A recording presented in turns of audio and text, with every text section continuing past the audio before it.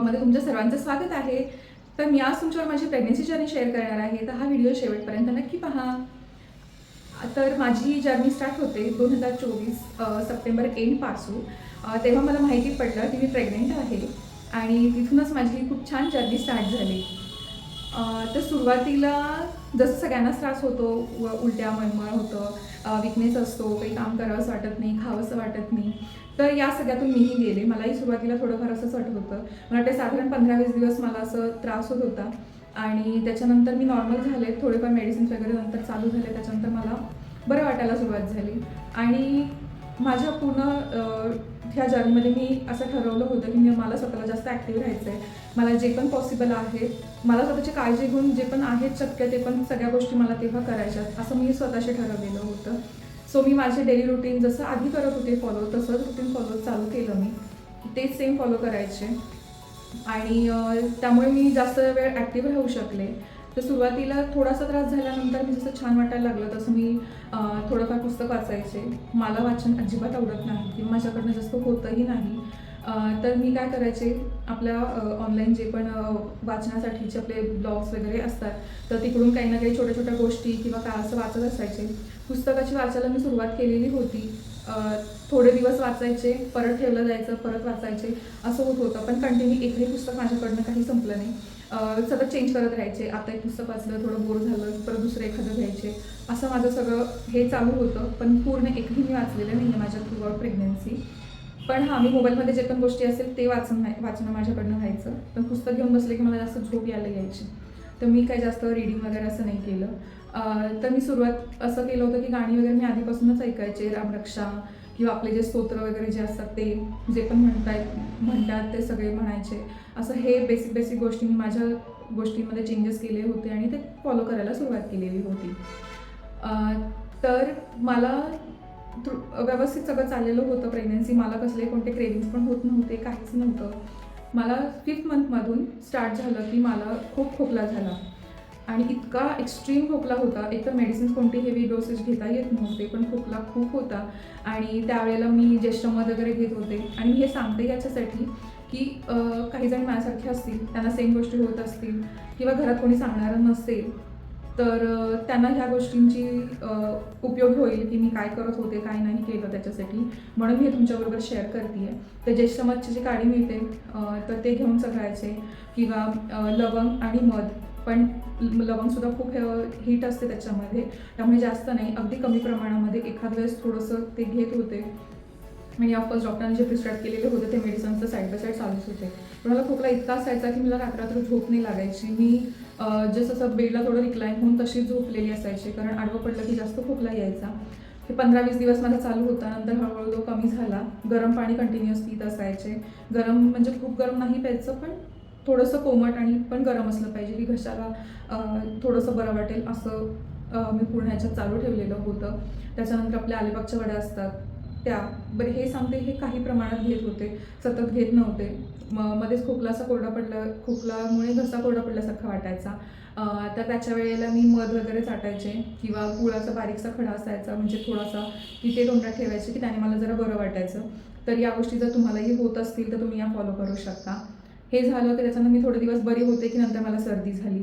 सर्दी होण्याचं काहीच कारण नव्हतं, म्हणजे मी प्रॉपर माझी व्यवस्थित काळजी घेत होते. पण थंडी असल्यामुळे थोडीशी मला सर्दी झाली. सर्दी झाल्यानंतर पुन्हा 10-15 दिवस तसंच. जास्त हेवी मेडिसिन घेता यायची नाही, त्याच्यामुळे जास्त त्रास व्हायचा, झोप व्हायची नाही आणि हे सगळ्या गोष्टी माझ्या चालूच होत्या. बरं, मीनवाईल आपलं रिसॉर्ट आहे बावधनमध्ये, सृष्टी इको रिसॉर्ट. तर आपण आपल्या इथे ॲग्री रिसॉर्ट आहे, शेतामध्येच आपल्या रूम्स वगैरे आहेत आणि आपण शेतामध्ये ज्या भाज्या वगैरे पिकवतो, तर त्याच आपल्या कस्टमर्सला जे तिथे जेवण वगैरे देतो, तर त्याच त्यांना आपण प्रोव्हाइड करतो. तर मी माझ्या पूर्ण जर्नीमध्ये जेव्हा पण रिसॉर्टला कस्टमर्स असतील, मी माझं जेवण वगैरे सगळ्या गोष्टी बनवत होते. का तर मला हे आवडतंही करायला, त्याच्यामुळे माझ्या ह्या गोष्टी सगळ्या चालू होत्या. बेसिक एक गोष्ट लक्षात ठेवली होती की फार काही नाही माझ्याकडनं गोष्टी झाल्या करायला, तरी मला स्वतःला ॲक्टिव्ह राहायचं आहे की जे होणारं बेबी आहे त्याला पण खूप छान वाटेल किंवा तेही तसं ॲक्टिव्ह व्हावं इतकंच वाटत होतं. त्यामुळे मी थ्रूआउट जर्नी पूर्ण छान ॲक्टिव्ह राहत होते. संध्याकाळच्या वेळेला वॉकला जायचे, म्हणजे बाहेर कुठे जात नव्हते. आपलं जे रिसॉर्ट आहे बावधनमध्ये, आपल्या इथे भरपूर मोकळी जागा आहे. मस्त मी तिकडे वॉक करायचे, रानात वगैरे फिरून यायचे आणि सगळीकडे खूप ग्रीनरी आहे, झाडं भरपूर आहे, त्याच्यामुळे खूप छान फ्रेश वाटायचं तिथे. तर हे माझं डेली रुटीनच्या गोष्टी चाललेल्या होत्या, असं हेच मी फॉलो करत असायचे. संध्याकाळचा वेळ छानपैकी रानात जाऊन यायचं, तिथे बसायचं, मस्त वाटायचं, त्यामुळे फ्रेश वाटायचं मला तेव्हा. मग हे चालू असताना नंतर 7th मंथ स्टार्ट झाला आणि 7th मंथमध्ये सगळ्यांनाच आतुरता असते ती बेबी शॉवरची. तर माझंही बेबी शॉवर झालं होतं आणि त्याची मी तुम्हाला थोडे पुढे क्लिप्स दाखवेलच.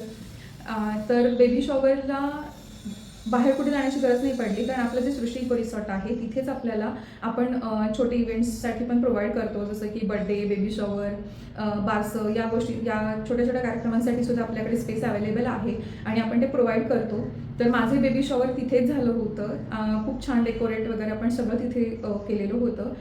त्याचा जर व्हिडिओ तुम्ही पाहिला नसेल तर मी खाली डिस्क्रिप्शन बॉक्समध्ये तुम्हाला लिंक देते आणि तुम्हाला जर तुमचा असा छोटा कार्यक्रम तिथे जर सेलिब्रेट करायचा असेल तर कॉन्टॅक्ट नंबरही शेअर करते मी तुमच्यासोबत.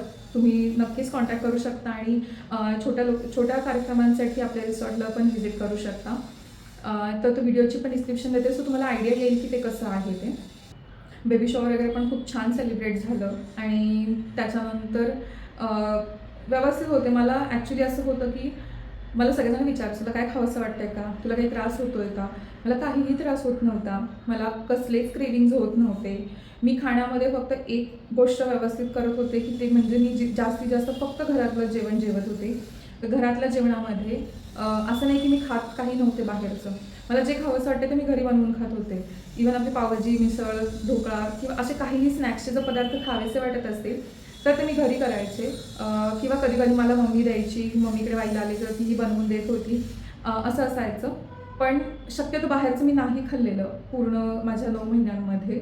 अगदीच कधी जरी एखाद वेळेला खाल्लं ना तर नाही अजिबातच. हे एकदम व्यवस्थित पाळत होते, का तर मला ॲसिडिटीचा खूप त्रास होतो, त्याच्यामुळे मी ही गोष्ट फॉलो करत होते. आणि दुसरं की वेट कंट्रोलमध्ये राहण्यासाठी, की मला जास्त वेट वाढून द्यायचं नव्हतं, म्हणून मी जितकं शक्य होईल तितकं घरातच फक्त खात होते. आणि त्यामुळे माझं पूर्ण रिपोर्ट्स सगळे नॉर्मल असायचे. मला BP वगैरे कुठल्याही गोष्टी चालू झाल्या नाहीत. माझा BPसुद्धा थ्रूआउट माय प्रेग्नन्सी एकदम नॉर्मल होता. कधीच काहीच त्रास त्याच्यामुळे मला झाला नाही जास्त अजिबातच. नंतर 8व्या महिन्यामध्ये मला थोडं जरा एनर्जी म्हणजे छान वाटत होती. म्हणजे मी जरा जास्त बूस्टअप झाल्यासारखी, की त्याच्या आधी थोडंसं असं असायचंच ना, की सगळ्यांनाच होत असतं, थोडंसं विकनेस वाटतं, थोडंसं नाही असं चांगलं वाटतं, फील नाही छान होत. पण 8व्या महिन्यामध्ये मला खूप छान एनर्जी आल्यासारखं झालं होतं, की मी एकदम जास्त हॅपी असायचे, मस्त वाटायचं मला. त्या 8व्या महिन्यामध्येच मी खूप सारे व्हिडिओज ऑफकोर्स आपण बघतच असतो इन्स्टाला, इकडे तिकडे रील कुठे ना कुठे, किंवा मैत्रीण वगैरे सगळ्यांचं सांगून असं ऐकलेलंच होतं की आपली मॅटर्निटी बॅग तेव्हा पॅक करायची असते. सो मी एक एक गोष्टी ऑर्डर करायला, जे मी ऑनलाईन ऑर्डर करणार होते ते करायला सुरुवात केली होती. त्याच्यानंतर पुन्हा जे इथून मला लोकल मार्केटमधून घेता येण्यासारख्या होत्या त्या मी त्या घेतलेल्या होत्या. बॅग्स वगैरे हे सगळ्या गोष्टी ऑर्डर केलेल्या. याचा मॅटर्निटी बॅगचा सुद्धा मी पूर्ण व्हिडिओ केलेला आहे. तो ब्लॉगसुद्धा तुम्ही आपल्या यूट्यूब चॅनलवर बघू शकता. सो तुम्हाला आयडिया येईल मी काय काय घेतलं होतं आणि काय काय गोष्टी गरजेच्या असतात त्या. तर ती बॅग मी तेव्हा पॅक करून ठेवलेली होती. आणि माझ्या 9th मंथ जसं मला स्टार्ट झाला 20 तारखेला, 21 एप्रिलला माझा बड्डे असतो. बड्डेच्या दिवशी बड्डेच्या नेक्स्ट डे 22 एप्रिलला मी माहेरी आले वाईला. इथे आल्यानंतर मग मला नंतर थोडंसं त्रास असं की मला हेवी वाटायचं, काही इच्छा नसायची काम करण्याची. मला ॲक्च्युली 20-21 तारखेपासून थोडासा त्रास व्हायला सुरुवात झालेली होती, की मला झोप नाही लागायची. याचं कारण होतं की मला रात्रीची खूप ॲसिडिटी व्हायची, एकदम जळजळ व्हायची. किती उशीरपर्यंत, 3-3, 3:30, 4पर्यंत मी अशीच जागी असायचे, झोप लागायची नाही मला. आणि तसं खूप त्याच्यामुळे मला विकनेस वाटायचा. मग त्याच्यानंतर मी जेव्हा वाईला आले माहेरी तेव्हा पण माझं सेम होतं की मला ॲसिडिटी व्हायची. मग रात्रीचं उठायचं, गार दूध पिलं किंवा गूळ खाल्लास, काही जरी केलं तरी मला काहीही फरक पडत नव्हता. मला ते ॲसिडिटी डेली व्हायचं तेच व्हायचं. मी खूप डाएटमध्ये चेंजेस करून बघितले, पण काहीच फरक नाही. मला हे कायम होत राहिलं माझ्या पूर्ण प्रेग्नन्सीमध्ये, की एकच त्रास होता की मला फक्त ॲसिडिटी किंवा जळजळ होत होती. म्हणजे रात्रीचं झोपताना किंवा दुपारचं जेवण झाल्याच्या नंतर मी त्याच्यासाठी जेवणाचे टायमिंग पाळले. जेवण झाल्यानंतर वॉक केला, लगेच झोपायचं नाही. असे बरेच प्रकार जे कोणी सांगतील तसे सगळे करून पाहिले, पण मला काहीही फरक नाही झाला त्याच्यामध्ये. आणि त्यामुळे मी जे पण आहे रुटीन तेच फॉलो करत होते. हो, आणि मॅक्सिमम की मी भाकरी खात होते. चपाती अवॉइड केली का तर ग्लुटेन नको, मग त्याने ॲसिडिटी होते किंवा काय, असं जे जे कोणी कोणी काय काय सांगत होते ना उपाय, ते सगळे केले होते. मला काही फरक नाही झाला त्याच्यामध्ये. बट स्टील की भाकरी खाल्लेलं चांगलं असतं, सो मी ते करत होते. मी तेच जास्त करून खात होते. आणि अ, बाकी सगळे दिवस मी खूप छान असायचे. मस्त माझं हे सगळं रुटीन फॉलो होत होतं, छान चालू होतं. आणि तो दिवस आला की माझ्या डिलिव्हरीचा. 15 मला मॅटर्निटी ब्लॉक जो करायचा होता तो खूप आधीपासून करायचा होता. पण मी जसं म्हटलं, मला डिझिनेस असायचं, काही करावंसं जास्त काही वाटायचं नाही. हां, मी नॉर्मल सगळं असायचे, मी छान बोलत इकडे-तिकडे फिरत असायचे. पण मला असं काम काम असं स्पेसिफिक काही करावंसं नाही वाटायचं. शेवटला मला 9th-मध्ये मी जसं इकडे आले तेव्हापासून जास्त काम कुठले केलेच नाहीत. आणि तेव्हा ना मग मॅटर्निटी ब्लॉक करायचा तर खूप दिवसांपासून करायचा होता. मी रोज आज उद्या करत ते अव्हॉइड करत गेले होते. आणि मला आठवतं 15 मेला दुपारी मला असं अचानकच आठवलं की नाही, आज आहे ना ब्लॉग शूट करूयाच म्हणून. माहीत नाही मला कुठून एवढी इतकी एनर्जी आली त्या दिवशी. आणि मी तो ब्लॉग शूट केला की मी लगेचच तो एडिट केला. आणि 16 मेला रात्री 8:30साठी मी तो शेड्यूल करून ठेवला. तो दिवस माझा छान संपला. 16 मेला सकाळी मी नॉर्मल जसं उठतात तसं मी उठले. माझं रुटीन सगळं छान चालू होतं, व्यवस्थित होते. त्याच्यानंतर मला दुपारनंतर 12-1 नंतर वगैरे असं साधारण जेवल्याच्या नंतर मला ना थोडंसं वाटलं की मला असं हेवी वाटतंय जास्त. आणि बेबीचे मुवमेंट्ससुद्धा त्या दिवशी ना खूप शार्प होते. मी असाच एक मिरर सेल्फी घेतला की मला असं वाटत होतं की त्या दिवशी खूप जास्त मला हेवीनेस जाणवतोय वगैरे असं. आणि झोपून गेले मी त्याच्यानंतर दुपारी. मी मिरर सेल्फी घेतला माझ्यासोबत आणि झोपले मी. झोपेतून उठल्यानंतर मला थोडे क्रॅम्प्स वगैरे जाणवायला लागले. पण मला असं वाटलं हे नॉर्मल आहे. पण त्याच्या आधी 2-3 वेळा मला अशा होऊन गेलेलं होतं की मला थोडा त्रास होतोय. मी डॉक्टरकडे जाऊन आली आहे आणि डॉक्टरांनी सांगितलं नॉर्मल आहे, काहीच प्रॉब्लेम नाही आहे. पण त्या दिवशी जे होत होतं ते मला थोडंसं असं वाटलं की नाही, आता बहुतेक हे जरा जास्त वाटतंय. थोडा वेळ वाट पाहिली मी. आणि आई घरी नव्हती. आई 6 वाजता वगैरे घरी यायची. आई येण्याची वाट पाहिली. ती येईपर्यंत मला हे नॉर्मल क्रॅम्प स्टार्ट झालेले होते. तरीसुद्धा मी विचार केला ती येईल. डॉक्टर हॉस्पिटलमध्ये संध्याकाळच्या वेळेला येतात, 7:30 पावणे 7च्या दरम्यान आसपास येतात ते. सो आणि संकष्टी चतुर्थी होती. मी विचार केला की ती येईल, आम्ही हॉस्पिटलमध्ये जाणार. आणि भूक मला खूप लागायची. मी 7:30-8च जेवायचे. खूप लवकर जेवत होते तेव्हा. आणि मी विचार केला हॉस्पिटलमधून रिटर्न येईपर्यंत जर वेळ लागला तर आल्यानंतर मला काहीतरी लगेच खायला पाहिजे. तर त्या दिवशी मी जेवणाची बेसिक तयारी करून गेले होते. कुकर लावलेला होता, कणिक भिजवली होती का ते संकष्टी होती म्हणून. आणि हे असं थोडीशी तयारी केली आई येईपर्यंत. ती आल्यानंतर मी चहा आणि ब्रेड खाल्लं आणि मी हॉस्पिटलमध्ये गेलो. हॉस्पिटलमध्ये गेल्यानंतर डॉक्टरांनी मला नंतर एनटी स्कॅन वगैरे चालू केलं, ते झालं. त्याच्यानंतर ते समजलं की लेबर स्टार्ट झालेलं आहे. मग डॉक्टरांनी मला सोनोग्राफीसाठी पाठवलं. मी मिस्टरांना फोन केला, त्यांना बोलवलं. मग मी सोनोग्राफीसाठी गेलो.